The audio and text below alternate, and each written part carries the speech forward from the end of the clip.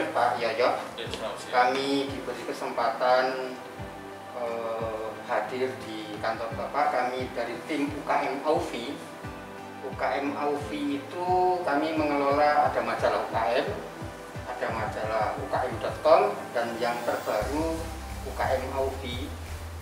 Kegiatan kami di mass media ini adalah untuk mendukung gerakan koperasi dan UKM.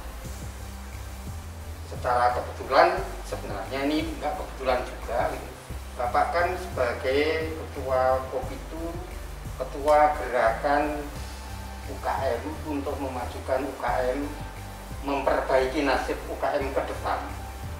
Nah, seperti apa gerakan yang Bapak pimpin sekarang ini? Nanti kami mohon penjelasan secara lugas begitu, sehingga teman-teman pelaku UKM, praktisi UKM itu akan mendapatkan gambaran UKM ke depan akan menjadi jaminan kehidupan usaha mereka. Silakan Pak Yoyo.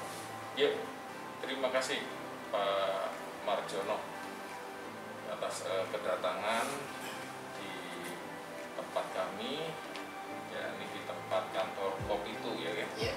Komite Pengusaha Mikro, Kecil, Menengah Indonesia Bersatu, di mana Kopitu mempunyai visi dan misi yang sangat tegas sekali. Satu, Kopitu mendorong para anggotanya untuk bisa mandiri. Jadi pengertiannya mandiri, tidak ada ketergantungan atas support dari yang lain. Ya.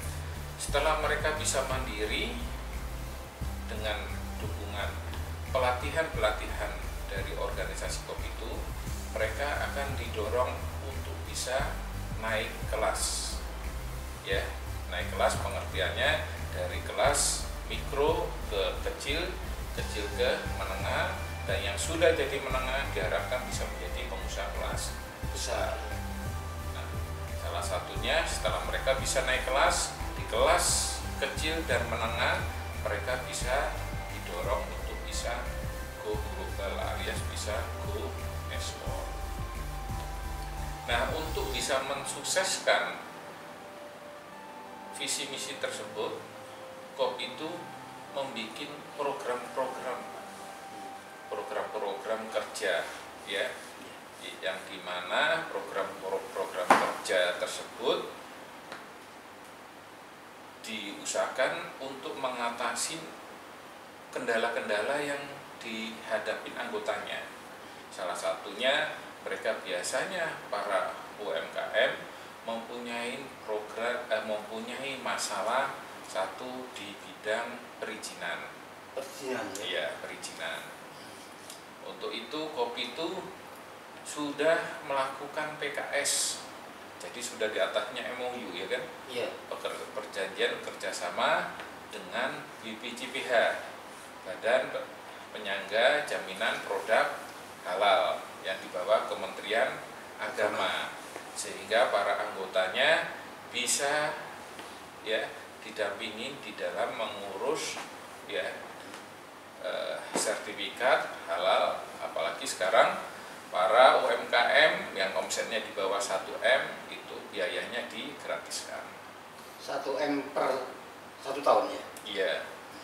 Kedua, Kopitu juga sudah melakukan PKS dengan BPOM ya, untuk izin edar, termasuk juga di dalam draft PKS-nya ada tentang satuan tugas pengawasan makanan, pengawasan produk makanan dan olahan, termasuk minuman, produk jamu dan kosmetik. Jadi salah satu masalah itu sudah diatasi di Kopitu di dalam aspek perizinan. Sehingga teman-teman pelaku ini bergabung ke Kopitu saja gitu ya, karena bisa diuruskan. Iya, karena salah satu untuk bisa naik kelas, salah satu kan market itu kan ditambah. Market ditambah biasanya offline ke online, iya kan? Iya. Nah, kalau mereka sudah mempunyai standarisasi legalitas halal dan BPOM, secara otomatis di offline mereka bisa masuk dagangannya ke bukan ke sifatnya pasar-pasar modern. Ya kan, kayak mohon maaf di Carrefour, di Lotte dan lain-lain, karena salah satu persyaratannya harus ada 2 izin tadi. Nah, untuk bisa salah satu konkretnya untuk bisa menaik kelasnya itu masuk di aspek perizinan itu tadi. Kedua, setelah itu setelah dari legalitas selesai, Kopi itu ya juga melakukan sifatnya bekerja sama dengan beberapa bank himbara, termasuk Bank Mandiri, Bank BNI untuk aspek pembiayaan KUR. Ya. Terus ketiga, untuk pembentukan marketnya, Kopi itu sendiri ya sudah supporting dengan pembikinan marketplace sendiri. Ya, marketplace sendiri yang sekarang ini mohon maaf ya kan, situasi marketplace itu sebenarnya lagi tidak menguntungkan. Karena pihak di luar itu udah sifatnya bisnis membakar apa? Membakar uang, iya kan? Nah, makanya kita sekarang ini lagi menunggu program-program pemerintah yang sifatnya ada keterpihakan ke kegiatan perjuangan asosiasi UKM, iya kan? Ini yang saat ini kita tunggu apa? Keajaiban regulasinya dari pemerintah. Regulasi pun harus ada keajaiban. Ya, ada keajaiban. Jadi tidak hanya keberpihakan, tapi harus ada keajaiban. Itu. Ya. Pak Yoyo, kan UKM itu sering diklaim jumlahnya 64 jutaan unit gitu ya. Sebenarnya potensi yang paling besar itu di kelompok mikronya atau kelompok kecilnya atau di kelompok UKM-nya, di M-nya Pak, di menengahnya Pak. Kalau kita melihat semua itu sama punya fungsi marketnya sendiri-sendiri. Jadi kalau dilihat, kalau ditanya mana yang lebih penting, semua mempunyai kemampuan sendiri-sendiri, karena dari mereka itu dilihat satu ya kan, dari kemampuan kapasiti SDM-nya, ya kan. Kalau orang mohon maaf kemampuannya masih level pengusahanya level masih kelas mikro atau kecil, walaupun dimasukin sisi ke kelas menengah, selama dia belum siap ya percuma. Dan mereka juga tetap saja punya pangsa pasar sendiri. Ya, makanya kita berproses untuk jadi pengusaha ya, kita tidak bisa instan, tetapi memang kita berproses dari levelnya masing-masing. Nah, fungsi Kopi itu di situ. Fungsi Kopi itu dalam arti mendampingin ketika mereka persiapan naik kelas, itu materi-materi pelatihan maupun materi-materi mentalnya kita sudah ada. Jadi itu termasuk kalau teman-teman mengatakan UKM itu kan bertempur di area yang sangat brutal gitu Pak. Iya. Apakah Kopi itu juga akan menjembatani secara serius di pertarungan itu Pak? Itu wajib Pak. Wajib ya? Itu wajib. Jadi memang tujuannya Kopi itu masuk di sisi di situ Pak. Jadi memang Kopi itu siap untuk masuk di pertempuran yang brutal itu, yaitu dengan cara satu, meyakinkan kesadaran kepada para anggotanya bahwa kalau kita bersatu mempunyai kemauan yang sama, itu pasti bisa untuk melewati pertempuran itu tadi. Terus kedua, harus kita sama-sama mempunyai visi yang jelas ya kan, visi yang jelas dalam arti kepentingan memang untuk kemajuan UMKM secara nasional, bukan sepotong ya kan, menurut keinginan pribadi masing-masing. Gitu, Pak. Menurut Pak Yoyo, UKM itu sebenarnya yang mempunyai kesempatan besar cepat berkembang itu sebagai produsen atau sebagai pedagangnya Pak. Teman-teman kan ada yang mengatakan kalau sebagai pedagang dia hanya memperpanjang rantai distribusi dari pengusaha besar gitu. Nah, kalau menjadi produsen kan juga dia harus mempunyai kekuatan imajinasi iya, modal iya, SDM iya. Menurut Bapak yang lebih potensi itu yang mana? Jadi kalau melihat konsep semacam itu kita ubah Pak, konsep itu Pak. Kita harus mempunyai paradigma baru.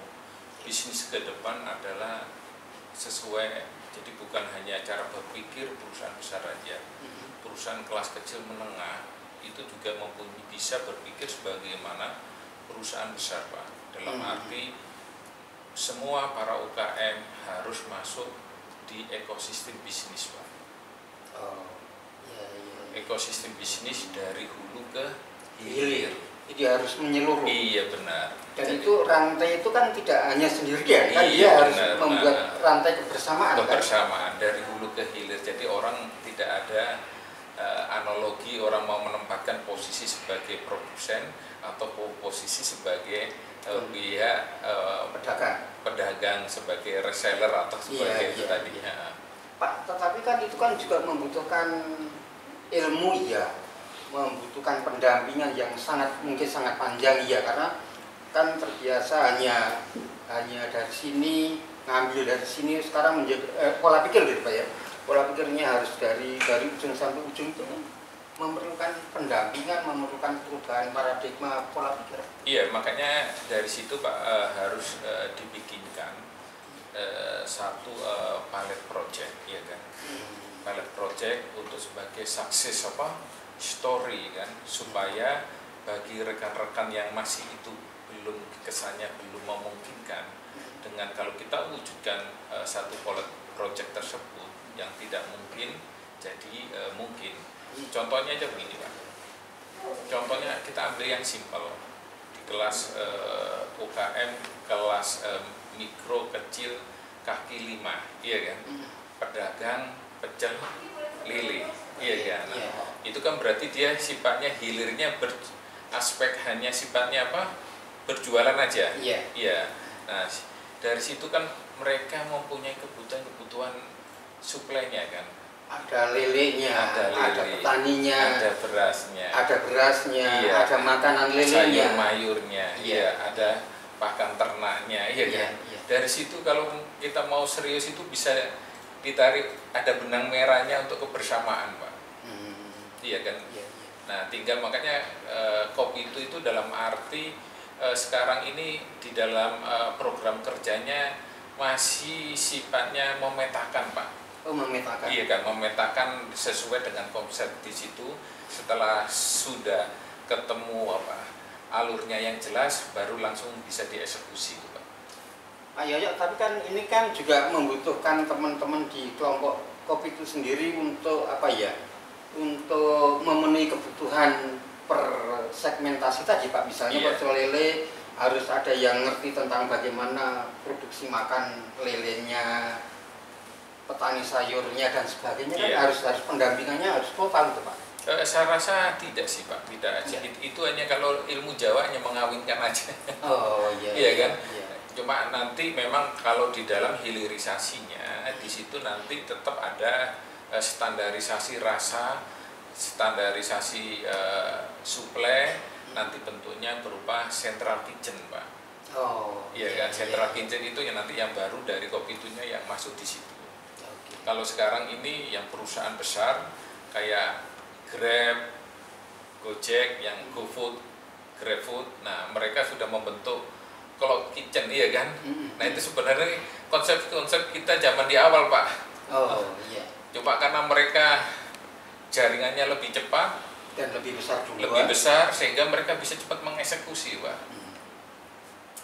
Pak Yoyo, kalau kita terangi seperti itu, seberapa berat sih perjuangan kopi itu sendiri sebenarnya Pak? Ya kalau kita tidak melihat nilai beratnya Pak, karena semua itu kan dilakonin aja, iya kan? Dilakonin aja, ya kan? Sesuatu yang berat kalau kita pikirkan jadi berat Pak. Tetapi kalau kita lakonin, ya kan sambil berproses, yang berat jadi ringan gitu Pak. Iya. Pak, yang paling potensial untuk cepat menjadi naik kelas tadi, itu misalnya diambil pilot proyek itu, Pak Yaya akan mengambil bidang apa? Ya salah satu di bidang kulineri tadi Pak. Kulineri ya? Ya kulineri yang tadi, kulineri termasuk juga di samping kulineri yang saat ini kita lagi kerjasamakan dengan beberapa kabupaten, ada 3 kabupaten Pak, 1 kabupaten Bangli di mana di Bali, kedua kabupaten Ponorogo yang ada di Jawa Timur, ketiga Kabupaten Pati yang ada di Jateng. Nah, program yang lagi tren sekarang yakni program umbi porang Pak. Umbi porang. Iya. Sekarang lagi ekspornya lagi Iya. luar biasa ya. Iya, karena kopi itu kan salah satu tadi sesuai dengan visinya ada go global. Pengertiannya go global berarti kopi itu mempunyai jaringan bisnis di luar negeri Pak. Oke. Nah, walaupun yang ngomong keluar negeri ekspor bukan perusahaan besar, tapi kopi itu juga mempunyai jaringan di luar negeri. Dari sisi tersebut itu kita bisa gabungkan menjadi bisnis ekosistemnya tadi. Oke. Untuk hilirisasinya tadi. Nah, kalau seperti itu sekarang yang sudah memanfaatkan Pak, Iya. dengan jaringan yang di luar negeri itu sudah seberapa besar Pak? Ya. Kita cukup lumayan Pak. Kita umpamanya contoh untuk wilayah kalau kita yang itu bukan wilayah yang tetangga ya, kayak Malaysia, Brunei, Sudah nggak dihitung? kita nggak hitung. Ya yang kita hitung kayak yang sifatnya yang mempunyai market yang cukup besar, ya kan. Dan itu pasar baru ya? Pasar yang sudah lama, cuma baru kopi itu yang baru sifatnya baru mau masuk di situ, ya kan. Kayak Australia, Europe, ya kan, terus Cina sama Korea, Jepang itu kan. Nah, itu jenis produk apa saja yang diekspor itu Pak? Ya salah satu produk bentuk-bentuk makanan, karena kan yang kita fokusin kan market yang di sana itu para diaspora pekerja migran Pak, yang kita fokusin dulu kan. Oke. Kayak contoh biasanya para pekerja migran rindu akan makanan semacam makanan khas Indonesia, iya kan. Kalau geduk semacam ini, Iya. geduk ini mereka jadi contoh Bapak bisa dilihat ini, kita sudah ngirim tepung mendoan Pak. Tepung mendoan. Iya, tepung mendoan, terus sama tempe dalam bentuk masih biji, termasuk itu bisa langsung di sana udah bisa dibikin tempenya. Oh, itu modelnya seperti apa? Kan masih biji itu kan kedelai Iya, kan? termasuk ada raginya. Nah, di situ ada petunjuknya, sampai sana orang di sana udah bisa bikin tempe sendiri. Oh, ini sudah Iya. dicampur ya? Oh, iya. Sudah dicampur. Nah, itu salah satu saat ini yang bisa masuk pasar-pasar, ya kan, yang banyak diasporanya. Contoh ada di Korea itu ada sekitar 40.000, ya kan, pekerja migran yang ada di Korea, ya kan. Nah, sisi di situ kita masuk celah ekspornya di situ Pak. Oke. Selain Korea mana lagi Pak? Jepang, Cina, Australia, sama Eropa, Polandia itu. Oh. Semua yang disebutkan itu tempe masuk situ. TP baru beberapa negara, Australia, New Zealand, iya kan? Yang untuk Europe belum. Oh iya. Kembali lagi pilihan tempe Pak. Lah kan kedelai kita kan impor. Lalu bagaimana bisa tempenya yang diekspor juga gitu? Ya ini karena ini kan kekhasan, iya kan, makanan khas, ya kan. Mereka tidak mau sifatnya ada beberapa contoh, ada beberapa diaspora yang di negara kita, kayak di New Zealand sama di Timur Tengah juga. Nah, kalau itu mereka sifatnya tempenya bahan baku kedelainya menggunakan tetap posisi yang di sana, ya kan. Tetapi ada beberapa yang sifatnya tertentu dari Indonesia. Itu untuk konsumsi pribadi, bukan kalau yang di sana kan ada industri IKM juga, orang diaspora, iya kan. Nah, itu baru menggunakan tempe dari sana. Dari sana. Tetapi kan ada beberapa masyarakat yang sifatnya mereka ingin membuat sendiri kan. Nah, itu tidak perlu capek-capek untuk sifatnya mencari kedelai yang ada di sana.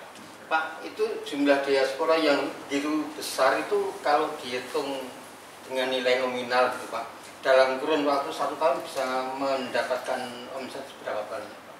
Kalau contoh momennya di Korea ya, di Korea itu mereka 40.000. 40.000 kalau mereka itu rata-rata membelanjakan per bulan itu antara 4 jutaan Pak.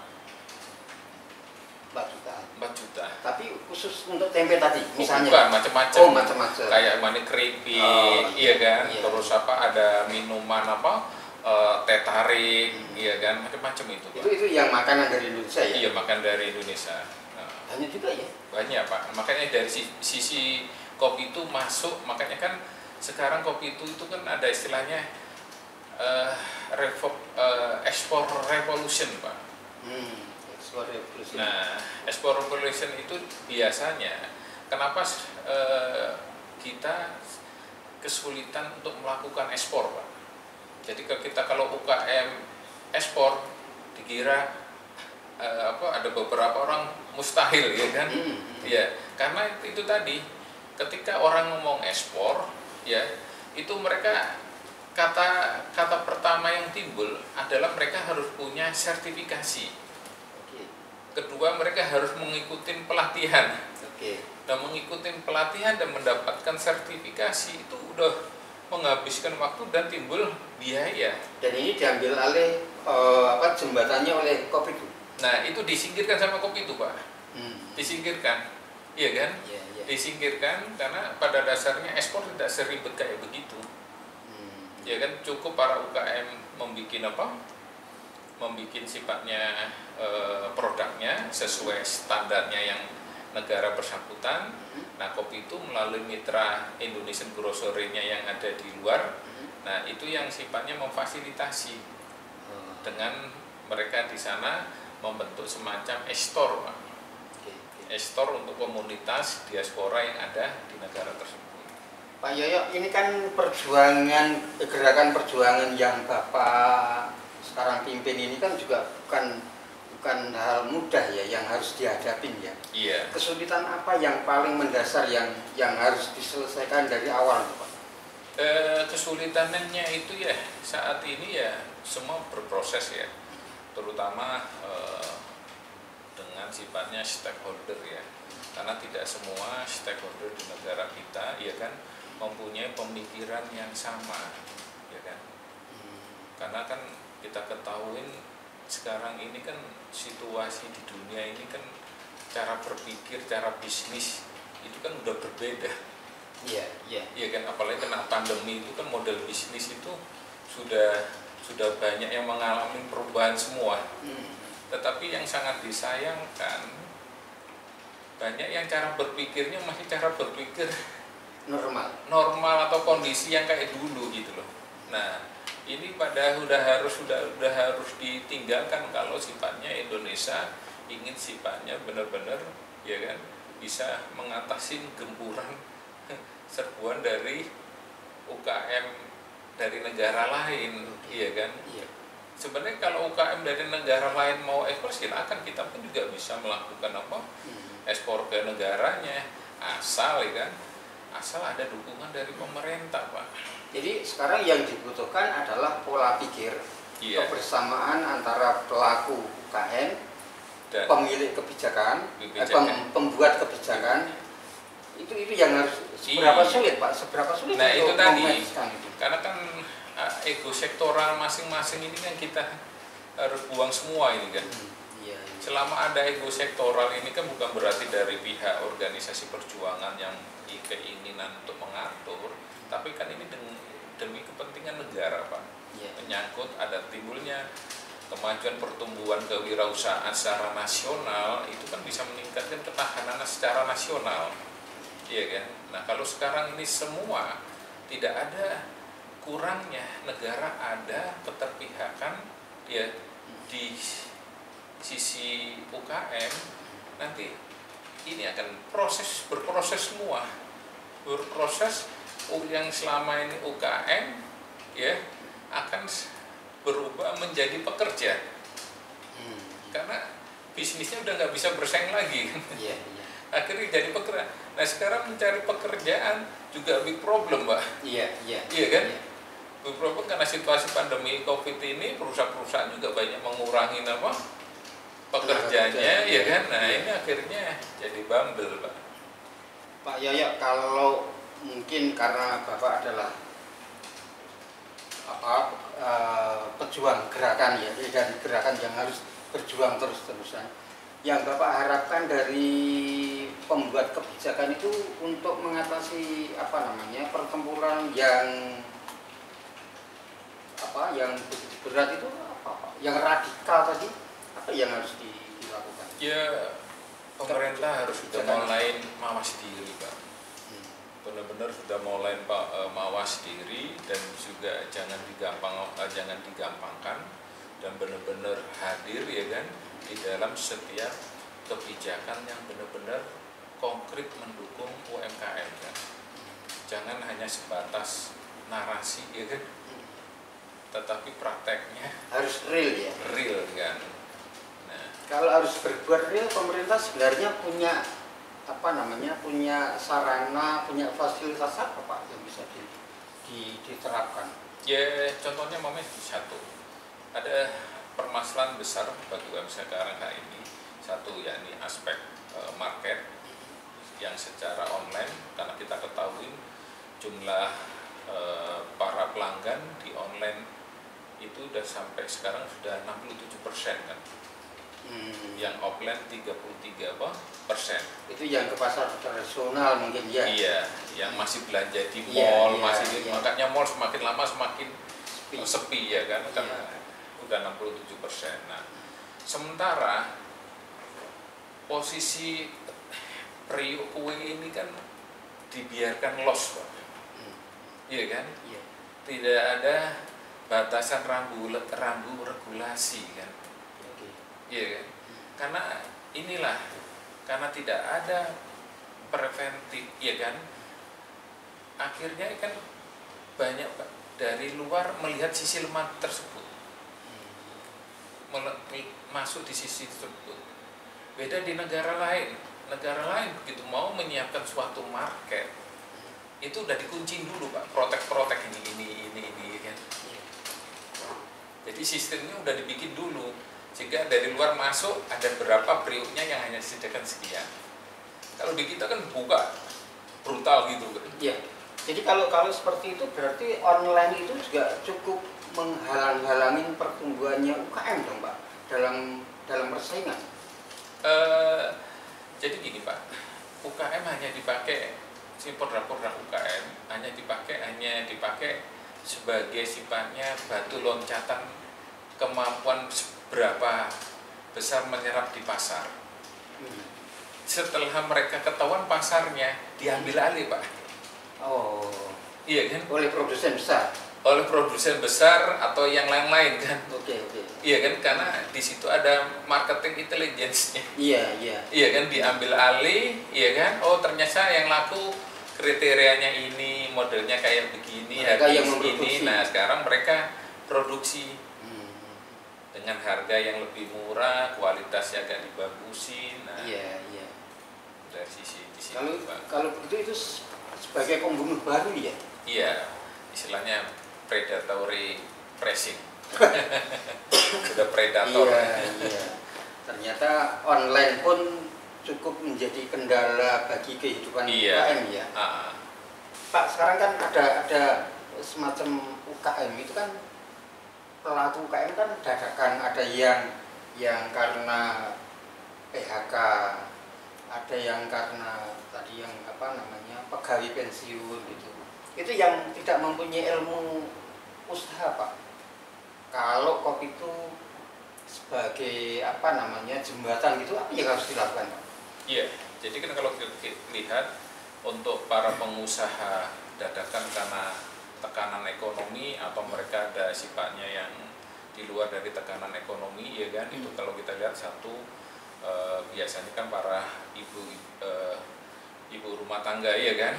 Ibu rumah tangga karena situasi ekonominya yang tiba-tiba akhirnya mohon maaf ya kan, ngeluarin meja di meja di depan, tinggal dia jualan jualan gorengan, jualan nasi uduk gitu tadi. Terus yang kedua dari para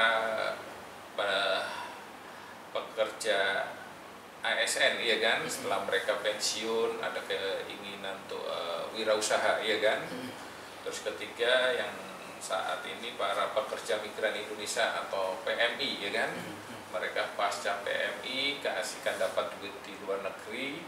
Nah ketika sampai di Indonesia ingin usaha, ya, nah ini tanpa pendampingan akan juga menimbulkan big problem, ya kan.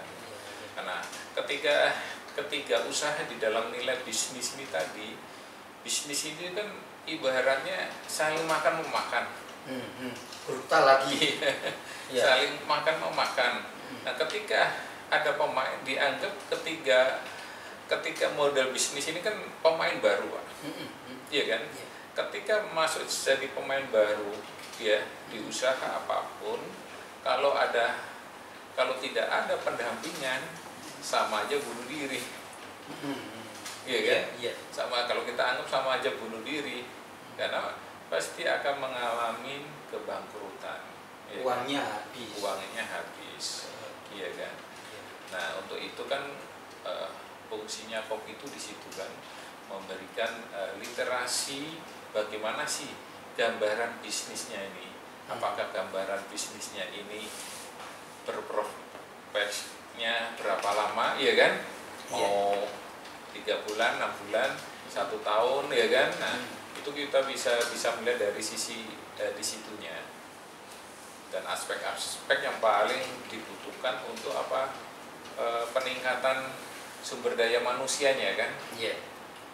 Nah area kerja kopi itu sendiri sekarang ini sudah seberapa luas, Pak? Sekarang gini, Pak, kalau sebenarnya kopi itu udah hampir di 34 provinsi. Cuma di konsep kopi itu lebih penekanan pada sifatnya mana daerah-daerah yang memang bisa potensial dan berkembang. Yang saat ini kita yang sudah berkembang dan berpotensi dan memang bergerak benar sesuai dengan visi misi kopi itu kita ada 19 provinsi, ya kan? Nah pengertiannya karena kan ketika masuk di kopi itu kan memang harus mempelajari filosofi begini, Pak. Iya kan? Yang tadi ini terangkan, satu adalah yang dibawa adalah kopi itu organisasi nirlaba, independen, tidak berafiliasi dengan partai politik apapun. Yang kanan adalah setiap DPW harus membentuk koperasi, Pak. Setelah itu membentuk perusahaan yang sahamnya dimiliki oleh koperasi dan pengurus yang ada di kopi itu daerah. Gitu loh. Makanya ketika mereka melakukan penyimpangan-penyimpangan, kan ada beberapa yang memang kita lihat melakukan penyimpangan-penyimpangan tadi, Pak. Akhirnya kita close kan. Itu mengerti penyimpangan organisasi tersebut dibawa untuk kepentingan pribadi, ya kan?